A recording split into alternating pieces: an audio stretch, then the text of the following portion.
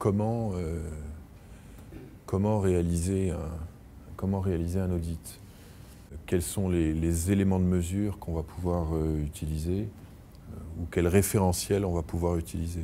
Alors quand on est dans l'audit conseil de quelques jours, on ne va pas utiliser une méthodologie bien particulière. C'est par le dialogue avec le DSI, la rencontre de quelques personnages, quelques personnes clés de l'entreprise. Par contre, quand on est dans une démarche un peu plus lourde, ou un audit un petit peu plus profond, on peut utiliser des référentiels. J'en ai cité deux parce que ce sont deux que je pratique couramment, ITIL ou COBIT. ITIL, on est plus dans le run, on est plus dans l'exploitation de l'informatique. COBIT se situe plus au niveau de la gouvernance des systèmes d'information et comment les systèmes d'information peuvent s'intégrer dans la stratégie de l'entreprise, dans la stratégie des actionnaires et dans avec le business de mon entreprise.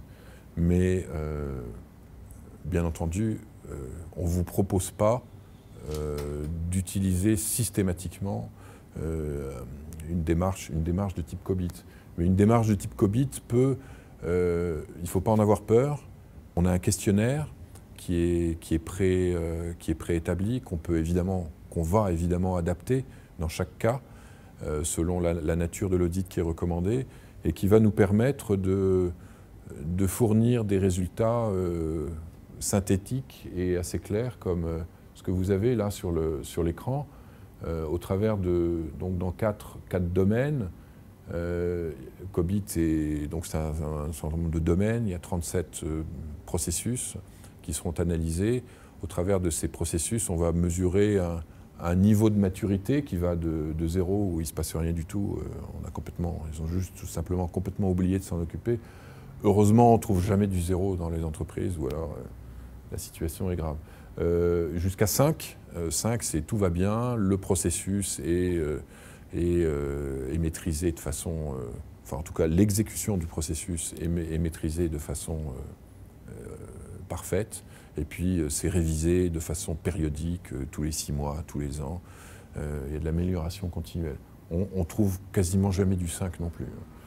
Mais ça permet de mesurer sur chacun. Donc, par exemple, sur cet exemple-là, sur le support, sur l'exploitation de cette entreprise, on s'aperçoit que l'exploitation, là, gérer l'environnement physique, gérer l'exploitation, on a un niveau qui est satisfaisant. On est à 3, 3,5, c'est un bon score. L'exploitation tourne. A priori, il n'y a pas de problème. Seulement, quand on est allé analyser les niveaux de service et puis les services clients, on s'aperçoit que là, on est à 1. Et c'est très bien. Là, dans le cas précis, on le voit, c'est criant sur l'écran. Cette entreprise a une exploitation qui tourne, mais ça ne correspond pas du tout aux services qui sont demandés par ses clients, donc par les utilisateurs de son entreprise. Donc là, effectivement, il y a un problème. Voilà, c'est un exemple. Mais encore une fois, bien sûr, on n'est pas obligé, nous ne sommes pas obligés d'utiliser le COBIT à chaque fois. Comment ça se passe? Alors là, je vais peut-être pas vous voyez, au travers des 5 phases, préparation d'audit, conduite de l'audit, restitution des résultats, analyse des résultats et recommandations. Je ne vais pas faire comme ce qu'au fond toutes les autres sociétés, en vous expliquant dans le détail que dans la phase de préparation de l'audit, il faut établir le contact, il faut définir la mission, les enjeux, etc. Non, je voudrais plus synthétiser les mots-clés et puis ce qui pour nous est important dans chacune des phases, c'est que vous avez ici en rouge sur l'écran, au travers de ces différentes phases. Évidemment, le périmètre du projet doit être défini au départ. La méthodologie qu'on va employer, est-ce qu'on va utiliser COBIT ou est-ce qu'on ne va pas utiliser COBIT? Là, vous avez un terme un terme qui me tient beaucoup à cœur, le BSP-NAO, ça s'appelle le bon sens paysan non assisté par ordinateur. C'est soyons pragmatiques, soyons intelligents. Est-ce qu'il faut nécessairement s'encombrer de méthodologies lourdes? Bien entendu que non. Dans certains cas, c'est obligatoire, mais en règle générale, non. C'est le bon sens paysan, c'est aussi la somme d'expériences cumulées des consultants qui interviennent, qui ont par leur expérience, qui seront par leur expérience de très bons conseils par rapport à leurs clients. Voilà. Il est évident que ça doit se faire de façon collaborative avec le client. La synthèse qu'on vous livrera, elle sera courte. Là, j'ai mis 12 pages au maximum.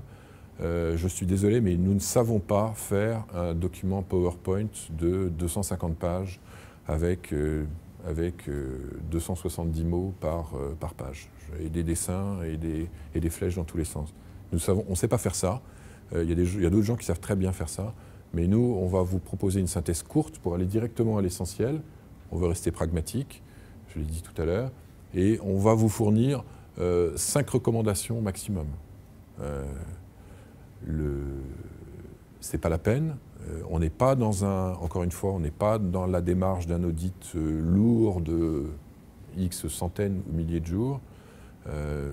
On vous fournira 5 recommandations maximum, avec bien entendu le plan d'action qui va avec ces 5 recommandations, qu'on peut ensuite, bien entendu, réétudier ensemble, et on pourrait, sur une de ces 5 recommandations, redéclencher une nouvelle action permettant d'aller un petit peu plus loin, voire de vous accompagner, de vous faire accompagner. On n'a pas forcément toutes les compétences techniques ou fonctionnelles chez Sun Ce pour vous accompagner sur tout type de projet, mais en tout cas, on a un réseau de partenaires suffisamment étendu pour vous aider dans cette démarche.